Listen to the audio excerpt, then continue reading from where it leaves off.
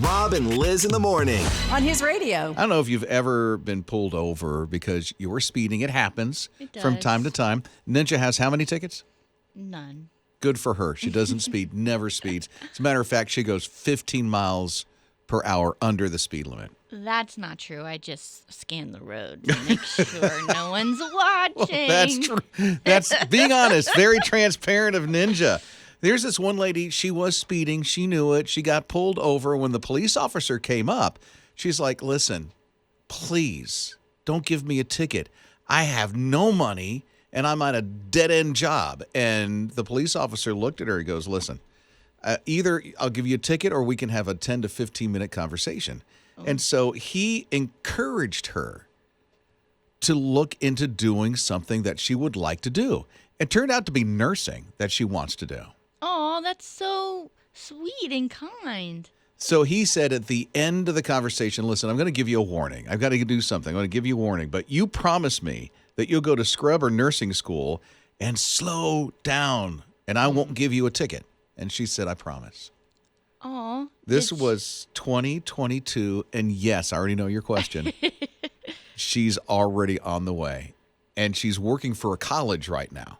So she stuck with it. Yes, she did. She said that conversation with that police officer completely changed her life. That life-changing advice. Yeah, isn't that amazing? Mm-hmm. I don't know if you've ever gotten any kind of life-changing advice, but man, if you did, love to hear it on the open mic on the My HISRadio app. My grandmother told me one time that you should use your words very carefully, and the way she told me that was that you catch a whole lot more flies with honey than you do with vinegar, and that has always stuck with me, to give people grace and mercy in their lives. What makes my job so fulfilling and makes it so rewarding is whenever I see, as a high school English teacher, that I made a difference because I have given advice to my students and see their lives turn around. I had a very good friend. His name was Steve Swanson. He passed away a few months ago.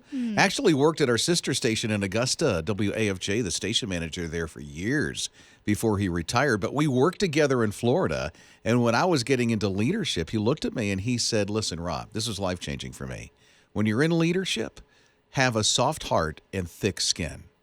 I was like, wow, that's so true. That's good. Because you have to have soft heart for people and then thick skin for the arrows that start coming your way. Rob and Lizz in the morning. On his radio. Half a house for $500,000. A tree fell on the house. And the couple that lived in the house were older. Their original owners are like, yeah, I don't think we'll repair it. Let's just sell it and move on. For $500,000? For $500,000. We're talking California.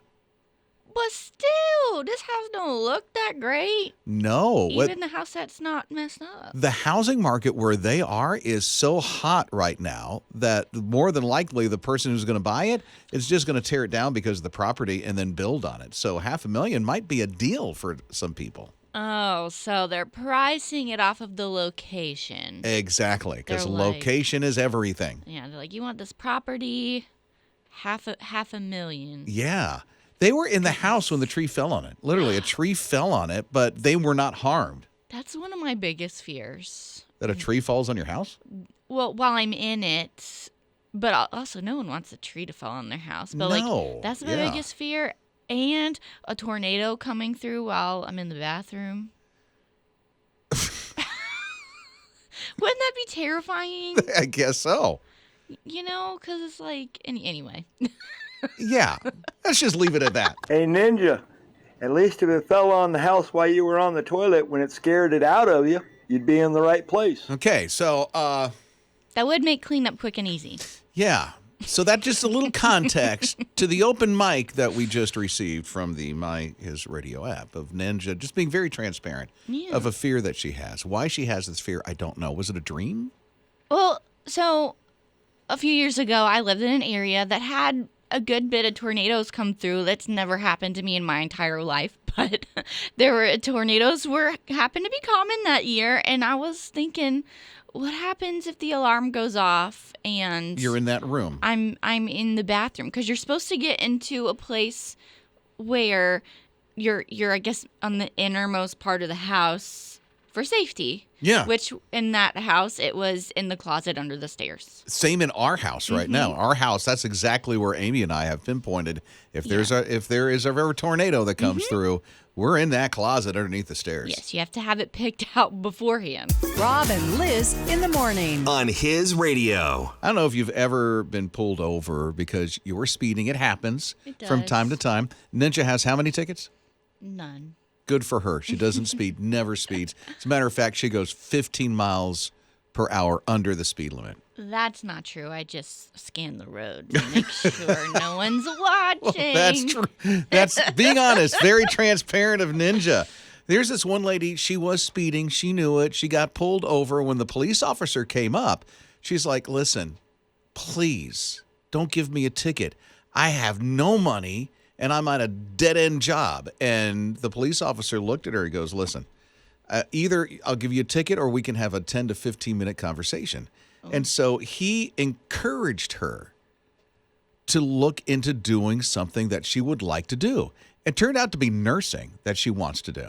Oh, that's so sweet and kind. So he said at the end of the conversation, listen, I'm going to give you a warning. I've got to do something. I'm going to give you a warning. But you promise me that you'll go to scrub or nursing school and slow down, and I won't give you a ticket. And she said, I promise. Oh. This was 2022, and yes, I already know your question. She's already on the way, and she's working for a college right now.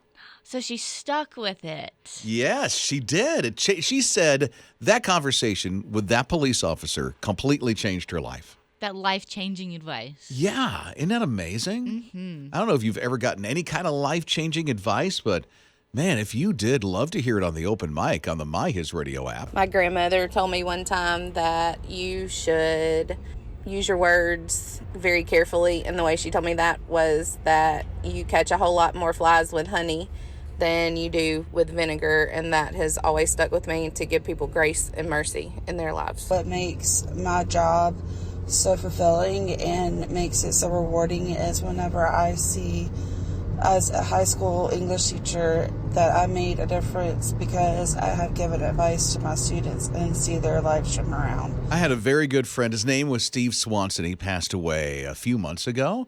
Actually worked at our sister station in Augusta, WAFJ, the station manager there for years before he retired. But we worked together in Florida. And when I was getting into leadership, he looked at me and he said, listen, Rob, this was life-changing for me. When you're in leadership, have a soft heart and thick skin.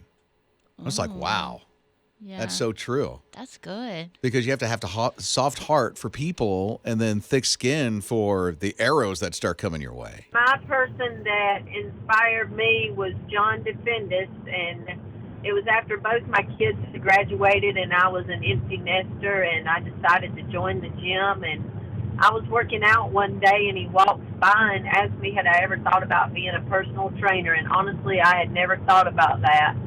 But long story short, he took me under his wing, and it was one of the most rewarding times in my life, and I learned things from him that I still carry on through this life.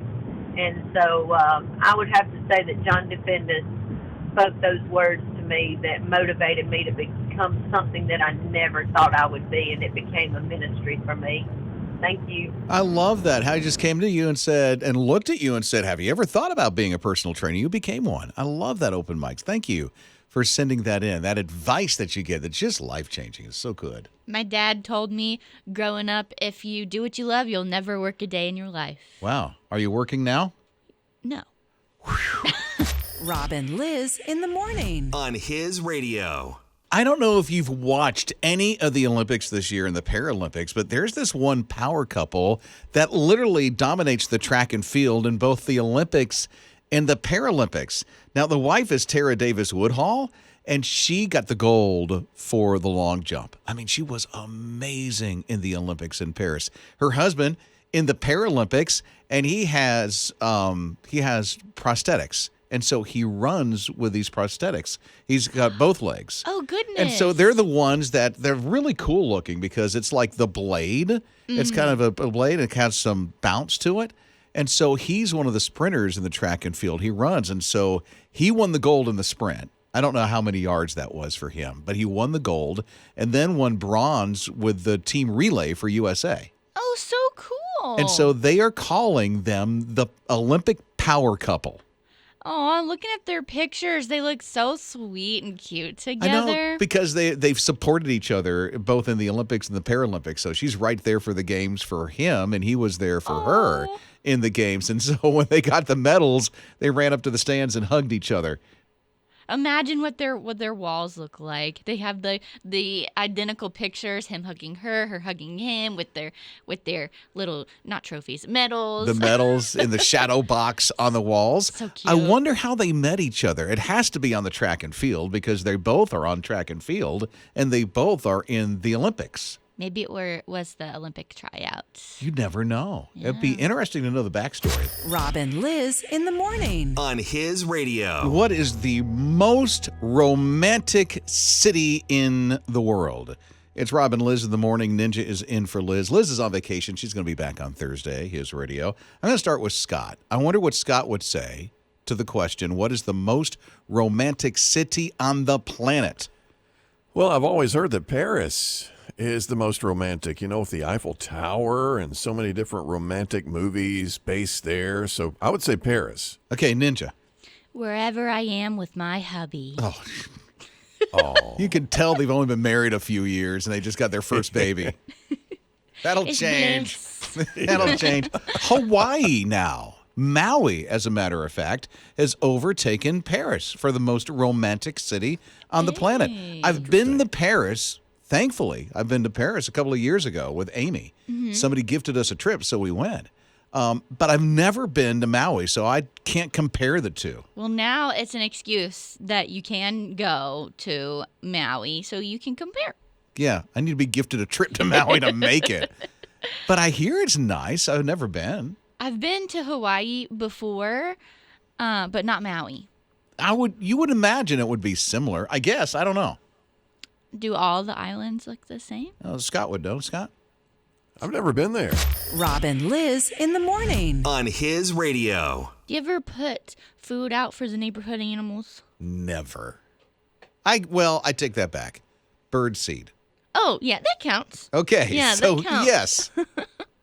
We've put food out for cats every once in a while, but I saw this story.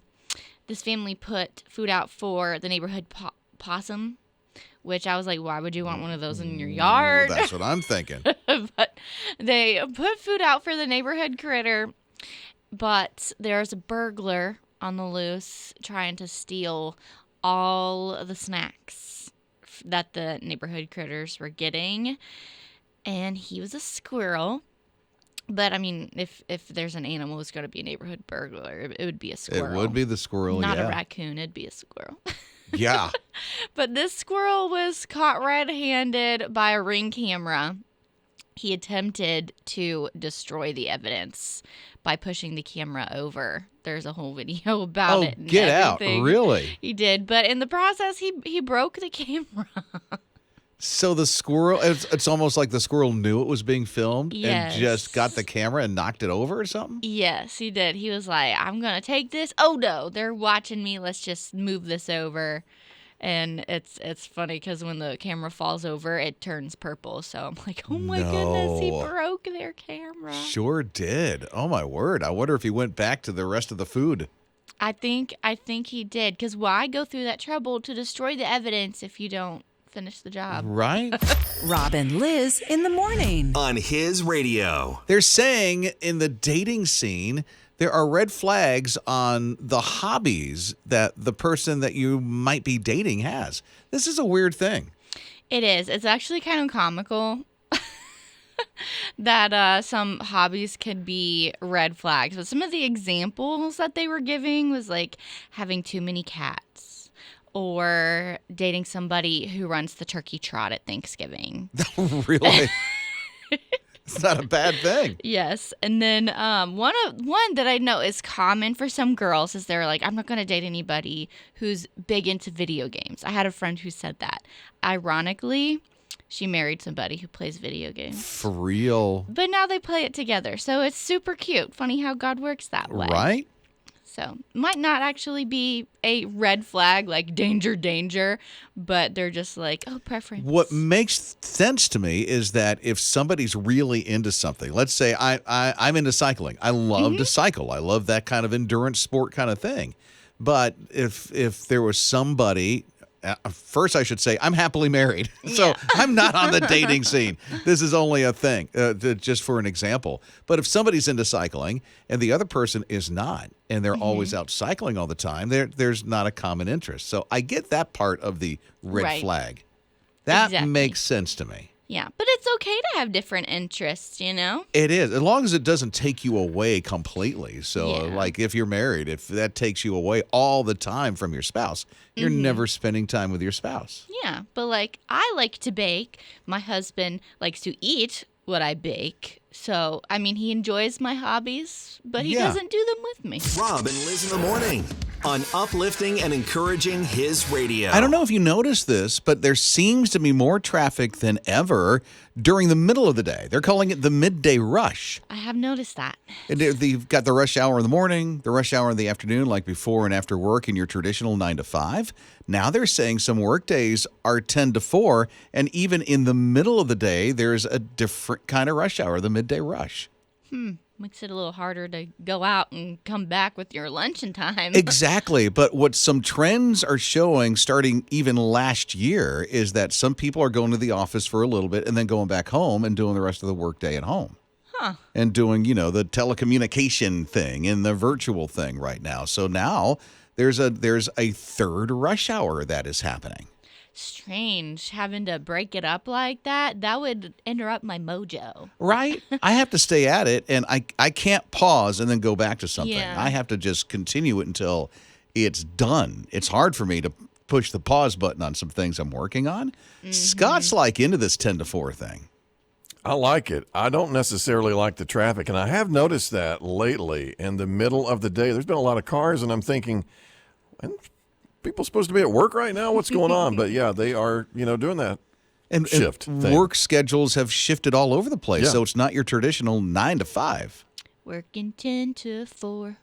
What a way to make a living. Rob and Liz in the morning on uplifting and encouraging his radio. Loria owns a bakery, a small business. She makes cupcakes, cookies, cakes, all the things. She got a really cool order in one day for 1,000 cupcakes. Really? Yes, was so excited. Got a nice big check for him too, for $7,500. That's not bad. Yeah, especially for a small business, that'll make a huge impact. Well, she got a little suspicious about it, made some calls, find out it was somebody trying to scam her. A scam? A cupcake bakery scam? No. Yes, but when she called, the company found out that the people doing the scam they got the checkbook, and so they're using it off of stolen checks, but she was the 15th person to call about this, so they are trying to get away with, I guess, stocking up a party with Cupcakes? Wow. The cupcake bakery scam. Wow. I can't believe that somebody would do that. The small business bandit. The cookie criminal. Good morning, Robin Ninja. I read a story just the other day, similar to the cupcake story you told. She was weary about the check, so she checked with her bank, and they assured her that they would take care of the check. The customer called, and they wanted to cut their order in half, and they wanted her to send the money back. Now, that's a typical scam, and she told them no. She had already paid for the supplies, but it turns out it was a bad check. Oh, no. And I think you said that the bank did take care of her, so she got her money back after spending the money on all the stuff needed to make those cupcakes. Hopefully she did, because that could really hurt a small business like that, you know? That is horrible, especially, and boy, you could smell the scam a mile away, right? When they said, listen, just send us some of the money back because we just want to cut the order in half. No. Very fishy. Rob and Liz in the morning on uplifting and encouraging his radio. So Carla gets this call from the Humane Society in Massachusetts. She lives in Texas. She's like, whatever you're trying to sell me, no. It's Rob and Lizz in the morning. His radio. Ninja is in for Liz. So here's the thing. Carla's in Texas. Her cat goes missing 3 years ago. That's a long time. Massachusetts is 2,000 miles away at least. Mm-hmm. And they're saying, hey, we have your cat. Soto is here. We have her at our Humane Society in Massachusetts. I can just imagine what's going through Carla's brain at first. It's like, no, come on. Fake news, whatever you're trying to scam me, forget it. Yeah, she had probably mourned this cat already. She did. I mean, 3 years ago. Yeah, and all of a sudden, here she is. Sure enough, the cat was microchipped, and it was her cat, Soto. It's so important to microchip your pets. So I think she drove for 26 hours away from where she was, and then was reunited with her cat. Did it take 3 years for the cat to get to Massachusetts? That's the thing. They don't know how. Or how long it's been in Massachusetts. What was the journey like? That's all a big mystery. I probably went on a bunch of different adventures. They should have had a little camera on this cat. They have videos there were people put little video cameras on their cats and they go on adventures. Hop on a truck, was in the back of a pickup, was inside a car engine for a while. Oh, the stories this kitty could tell.